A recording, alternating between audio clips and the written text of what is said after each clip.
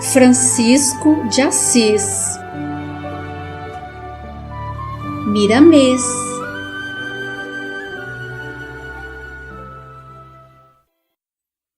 Capítulo 24.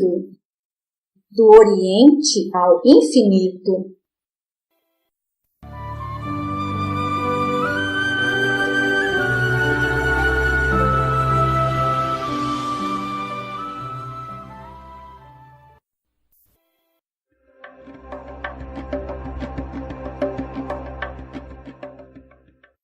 O sultão teve, várias vezes, vontade de beijar as mãos de Francisco de Assis, pela sua humildade e seu interesse pela paz da coletividade. Notou no intervalo das suas palavras que aquele homem simples à sua frente era verdadeiramente um cidadão universal. Tinha certamente uma pátria, a pátria do amor, sentimento que nunca encontra barreiras para manifestar-se. Não se curvou diante de Francisco pelo entrave da posição que ocupava e pelo condicionamento que a sua estrutura lhe impunha.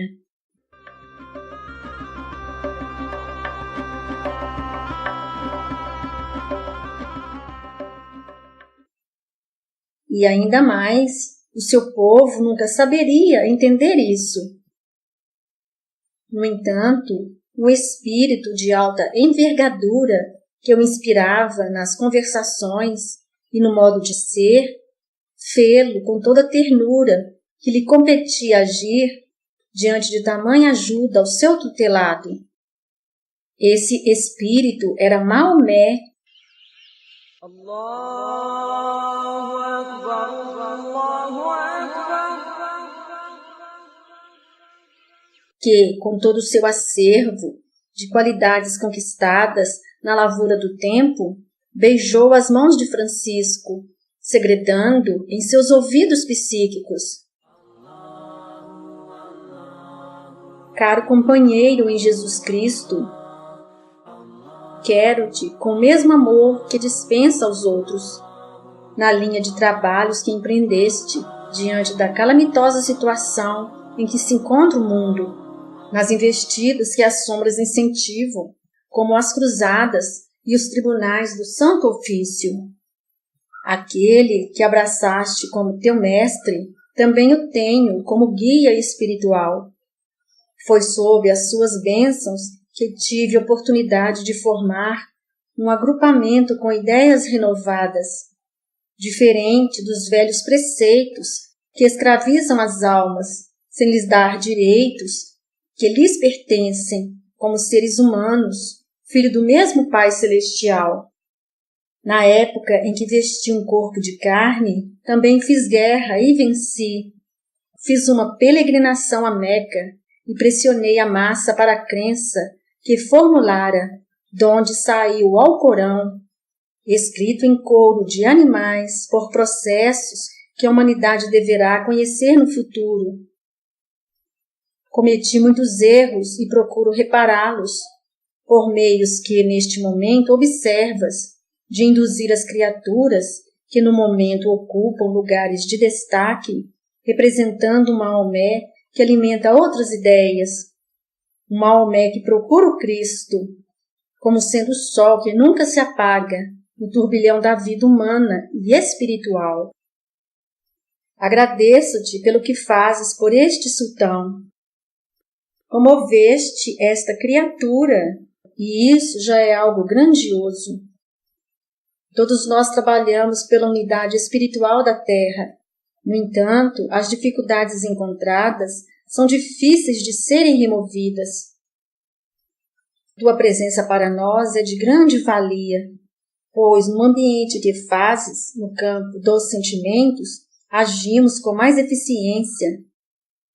Já conquistaste um grande tesouro sobremaneira divino, o tesouro do amor. Francisco, esse a quem chamas de teu mestre, o é também para nós, e eu considero-me um simples mendigo diante desta figura incomparável, sem expressão no verbo do mais eloquente tribuno, e sem condições de ser retratado pelo pálido concurso da escrita. Querer explicá-lo em sua grandeza será diminuí-lo. Fui como que seu precursor para avivar nos árabes a crença em Deus, o Alá, que eles tanto amam, sem assim compreendê-lo. A massa não pode, por enquanto, conhecer a verdade do modo pelo qual nós a conhecemos. Há muito trabalho a se fazer nos corações das criaturas, e os dirigentes religiosos gastam todo o tempo em construções exteriores, como se a paz e a felicidade morassem fora de nós. E eu te compreendo como me compreendes, no alto sentido do amor universal. Por último, quero agradecer-te pelo que fazes a este que estimo e ajudo na sequência da minha missão, e só terminará quando terminar o ódio entre as raças e castas. Que Deus nos ampare. Enquanto Francisco ouvia a palavra do fundador do islamismo, o sultão, que ensimesmado meditava, recompondo-se, abraçou-o com renovadas esperanças de paz entre as duas forças em guerra. Depois que Francisco partiu, o sultão ficou muito tempo em meditação, examinando o que ouvira daquele homem de Deus. Notou que não mais doía o velho ferimento que tinha debaixo do braço esquerdo e que muito o fazia sofrer. Era uma chaga purulenta, resistente a remédios e tratamentos pela ciência da época.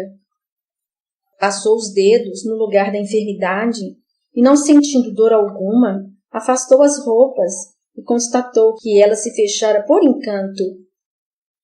E logo deduziu: foi aquele homem. Ele é um enviado de Alá. Curvou-se por terra, na forma característica da religião, e agradeceu aos céus, chorando de contentamento.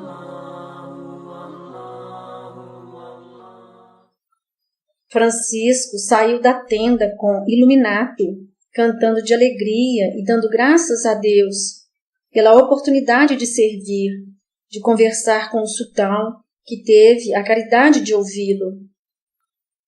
Francisco de Assis tinha grande interesse em ficar no Oriente, principalmente onde nascera o mestre incomparável, mas quando somos instrumentos da verdade, nunca fazemos o que queremos e sim a vontade de Deus.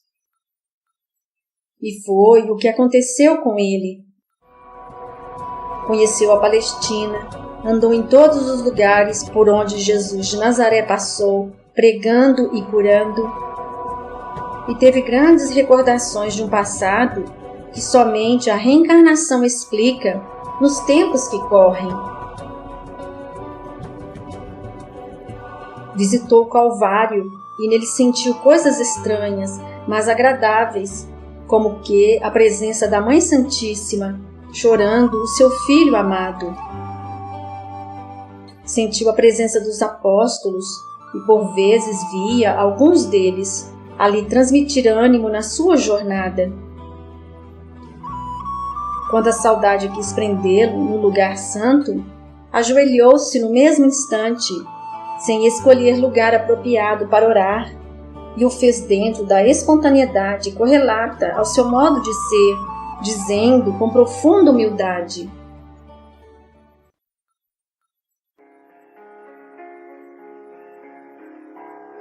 Senhor Jesus de bondade e de amor, sei e sinto que sou um ser desprezível, sem qualidades para te falar, sem condições para te pedir o que desejo, sem importância na escala dos teus filhos. Mas mesmo assim, peço-te, por misericórdia, que não deixes que a morte me visite sem as marcas das tuas chagas, para que eu sinta, Jesus, o que passaste e compreenda o verdadeiro sentido da tua dor, da dor universal que se transmuta em paz, em concórdia, em amor. Parece que te peço demais, mas faço-o por sentir conforto em pedir e se for do teu agrado, quero ficar nesta terra, e se meu desejo prevalecer, que seja eu torturado, como os primeiros cristãos, apedrejado, como foram os filhos da Boa Nova, desprezado, como os teus santos apóstolos, e queimado, como foram os primeiros homens e santas mulheres que guardaram a fé cristã dentro do coração. Porém, caso não possa, que eu seja marcado pela dor, que me ensine a amar com aquele amor que ilumina a consciência. Sou teu servo, e por onde eu passar, quero que o teu nome seja a baliza de luz, que nos ilumina a todos. Amém.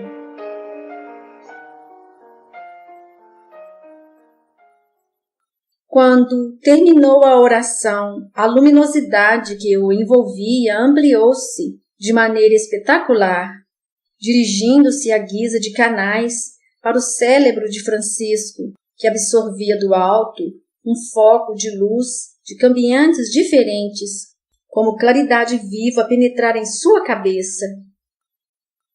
Por esse meio, ele escutou a voz meiga e suave, muito sua conhecida. Francisco, tu me amas? Sabe que te amo, Senhor. Então, volte para a terra em que nasceste. Aquele povo precisa do teu calor e da tua presença. O trabalho te chama com urgência nas terras onde fomos perseguidos, onde foram sacrificadas muitas vidas em nome da verdade. Tens no coração a semente do amor, que carece ser plantada com boa vontade e carinho. Espero que a fé seja o clima de teu coração e que a esperança seja o ar que respiras. Procura trabalhar sem a influência da corrupção, perdoar sem interesse da amizade lucrativa e doar o mais puro amor, sem que o comércio te afete os sentimentos. Não percas tempo em lamentações pelos que partiram, servindo de pasto da ignorância humana. Eles estão bem por terem cumprido seus deveres diante dos seus compromissos. Nunca peças o que não pode ser. Cada alma é um mundo diferente, com tarefas desiguais para que, em um todo, se ajustem em felicidade para os homens. Confia e espera, trabalhando e orando, para que as tentações não desapropiem as tuas oportunidades, que te levarão à vitória. Sê manso e humilde de coração, mas não te esqueças da prudência das serpentes. Sê corajoso, porém não deixes que a coragem se transforme em violência. Avança contra os inimigos e procura destruí-los. Entretanto, os inimigos de que falamos são todos de ordem interna, que moram na comunidade do coração e flutuam por vezes da cabeça à consciência. Procuro meu evangelho permanentemente, que ele, a boa nova, é por excelência a fonte de Deus. Estás indo bem, continua, que estarei contigo em todas as lutas. Francisco levantou-se sorrindo e chorando ao mesmo tempo, e na mesma hora procurou o caminho de casa, e lembrando-se de todos os companheiros, orou por eles, pedindo ao mesmo Jesus para ajudá-los nas suas dificuldades. Francisco de Assis voltou do Oriente, sentindo pulsar em seu coração a vitória da Palavra de Deus. Depois que 5 de seus discípulos foram trucidados em Marrocos e posteriormente levados para Portugal, ele constatou que a coragem cristã estava solidificada nos corações dos seus companheiros, e quando fosse solicitado pelo destino, qualquer um deles daria a vida, cantando, qual os primeiros cristãos em Roma, no Coliseu. Encontrou em si uma resistência sobremodo grandiosa pelas companhias que Jesus lhe deu. amava muito seus discípulos. O comandante do navio em que Francisco viajava do Oriente para a Itália afeiçoara-se a ele, tendo-o como guia, não deixando faltar nada para o seu bem-estar. O homem de Assis, sentindo-se acanhado com tanta gentileza, procurava ser útil nos serviços de bordo. O comandante recusava seu oferecimento, sob a alegação de que ele precisava descansar das suas lutas em favor do Evangelho e em benefício do povo. Francisco não se deu por vencido, e ao raiar do sol, ele e com seu companheiro já tinham prestado serviços na limpeza do barco, assim continuando até a chegada. Dizia sempre, sorrindo para o comandante: "Eu acho que quem pode trabalhar e não faz, não deve também comer."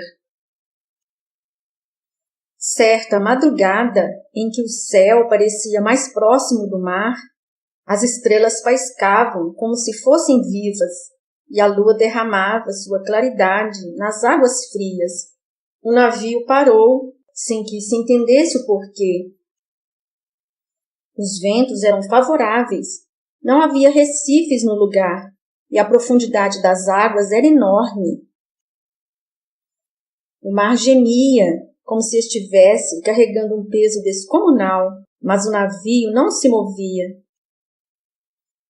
Contudo, o chefe do grande barco não se desesperou, deixando para o amanhecer as providências que deveriam ser tomadas.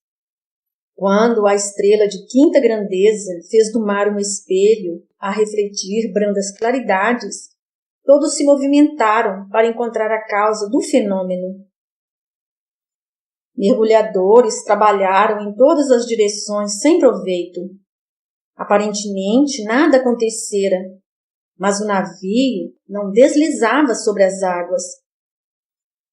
Esperaram por várias horas e nada acontecia. Estava mesmo preso, ninguém sabia em que, mesmo os mais experimentados navegadores. Várias teorias foram aplicadas, as velas foram içadas a todo pano e o navio permanecia parado no mesmo lugar. O comandante lembrou-se de procurar Frei Francisco, esperando que ele interviesse com seus poderes espirituais. Mas quando chegou à sua câmara de repouso, encontrou-o em êxtase, pálido como cera, e seu discípulo ao lado, lendo trechos do Evangelho. O comandante do barco saiu mansamente, explicando à tripulação com muita calma que Francisco estava em oração para solucionar o caso. Depois de algumas horas, apareceu o pai Francisco, dizendo para o comandante: "Vamos, meu filho, vamos embora. Jesus segue à frente." E um forte vento abalou o navio, fazendo-o deslizar no grande lençol de águas. Com mais algumas semanas, o navio ancorava no porto de Veneza, e Francisco, ansioso por pisar em terra, para o trabalho urgente do Evangelho, deu graças a Deus por chegar. E partiu para várias cidades, e em todas elas operou o fenômeno que o espaço não nos permite revelar. Francisco percorreu Pádua, Bérgamo, Brécia, Mântua e outras cidades, deixando em todas elas as marcas da sua santidade e do seu poder espiritual, renovando os velhos conceitos pregados pelos sacerdotes, que visavam mais o bem-estar próprio do que mesmo a paz dos seus semelhantes. Pai Francisco voltou do Egito um pouco doente, contudo não reclamava. O seu ambiente individual era o mesmo, ou talvez melhor, por ter recolhido muitas experiências acerca da vida. A temperatura do continente que visitara era incômoda e nociva para os europeus. O sol escaldante atingira Francisco, principalmente na vista, cuja claridade em demasia lesou-lhe a visão, não acostumada a essa luz intensa. Tinha uma organização fisiológica, órgãos muito sensíveis e, por vezes, alimentava-se pouco, dado que era a prolongados jejuns, ainda que por dentro, no cerne da vida, fosse um forte pela própria natureza do espírito.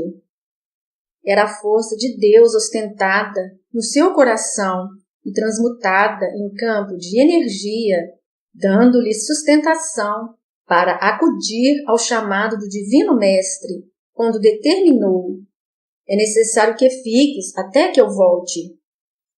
O poverelo volta a Assis, onde for implantado o coração da comunidade franciscana, tendo Porciúncula como igreja-mãe e o Rancho de Luz como universidade de aprendizado mais profundo sobre o Evangelho de Nosso Senhor Jesus Cristo. A notícia da chegada de Francisco espalhou-se como um raio, e todos foram visitá-lo com alegria. Os frades de todas as localidades, quando souberam de seu regresso, foram até ele para refazer suas forças, gastas nas lutas com as incompreensões humanas. Muitos deles já tinham entregado as próprias vidas, selando a força do Evangelho no coração dos que sofriam. Eram conscientes da vida que continua em toda parte e sabiam que o espírito sobreexiste ao corpo.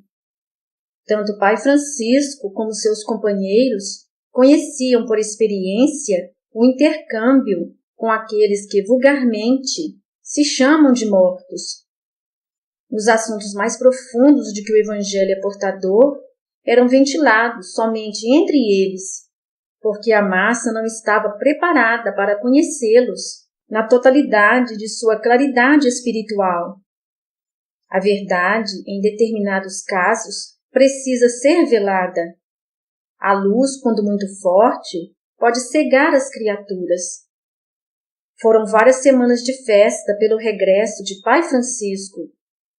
Todos queriam saber sobre os acontecimentos verificados nos lugares por ele percorridos, e ele, por sua vez, tinha grande interesse em saber como andavam as atividades dos frades, por onde demandaram empregações na solidificação da boa nova do Cristo. Não obstante, ninguém ficava parado. As conversações eram desenvolvidas à noite, pois o dia era destinado a trabalhos de variada ordem, cuja filosofia era o maior empenho da comunidade. A renúncia e a palavra servir eram a senha de luz a ampliar os caminhos do coração. Francisco sentia saudades de alguém que ainda não vira depois de sua chegada. Clara sentia igualmente um aperto no coração com a falta de seu pai espiritual. Em uma acolhedora manhã, em que o disco solar parecia um carro de fogo, na sua viagem costumeira, adentrou Clara, acompanhada de várias irmãs em Cristo, em busca de Pai Francisco, a fim de novamente abastecer seu coração de luz. Quando o viu, os sentimentos não suportaram. Faltou-lhe a voz. Os olhos se fecharam, a emoção fê-la sentar-se. Somente sentimentos de amor vibravam no coração e na mente da Santa de Assis. Francisco ergueu-a sorrindo, diante da alegria dos frades presentes. Tomou-lhe as mãos e falou com carinho e o afeto que identificam os espíritos afins, onde o verbo busca entonações que somente o coração pode guardar.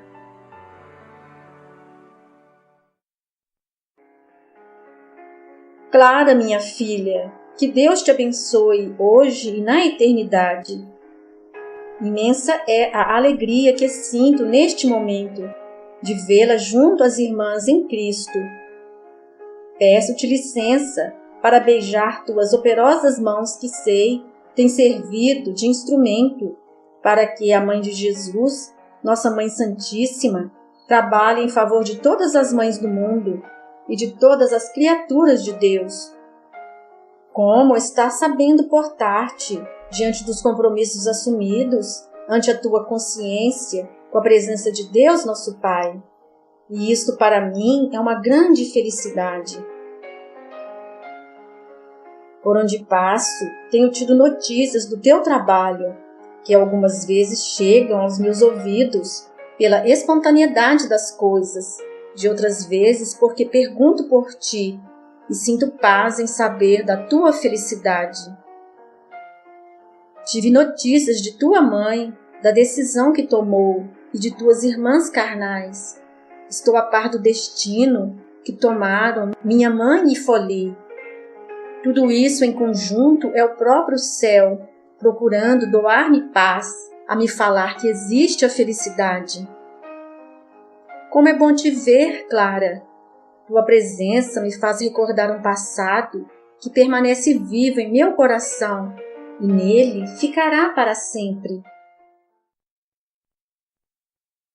Notava-se que as auras de Francisco e de Clara transfundiam-se em uma simbiose divina, ajustando-se como um serviço do amor. Do braço direito de Francisco descia, como por encanto da própria natureza, uma projeção de luz de variada tonalidade, a espraiar-se em todo o metabolismo de Clara, circulando nos centros de força daquela mulher grandiosa e trazendo ao coração a maior emoção espiritual que o puro amor pode ofertar. Também dela se projetava uma corrente fecundante que era absorvida pelo braço esquerdo de Francisco, em volumosa expressão, onde as cores desafiavam a quem tentasse catalogá-las, viajando pelas vias invisíveis de seu corpo, tendo o mesmo destino das energias captadas por ela, revitalizando seus centros de força para o trabalho da disseminação da boa nova do reino de Deus. Acenderam-se em Francisco todos os seus pontos sensíveis à luz, e visto pelos olhos espirituais, poder-se-ia dizer que se encontravam nas sombras da terra 2 estrelas.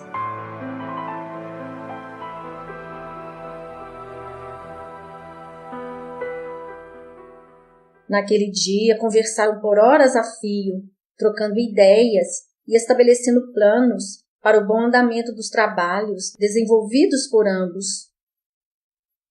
Cercados pelos discípulos e confreiras, que ali desfrutavam o amor do mais puro que se pode encontrar, cantaram hinos de louvor à grande vida que sustenta a todos. Em dado momento, o santo de Assis olhou para Clara, com as lágrimas umedecendo seu rosto seráfico, e disse com emoção: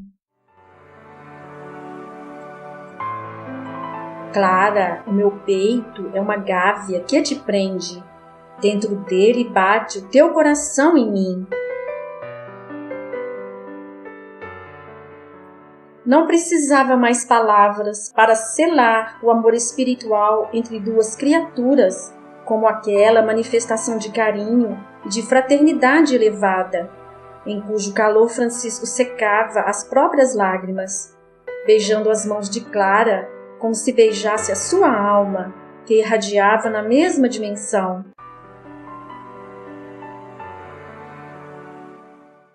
Clara, ofuscada com a presença de Pai Francisco e com o que sentiu e viu, a sua boca serviu de instrumento para uma força maior e falou refletindo todos os seus sentimentos para com Francisco de Assis, sem esquecer de sua mãe, que igualmente amava o poverello.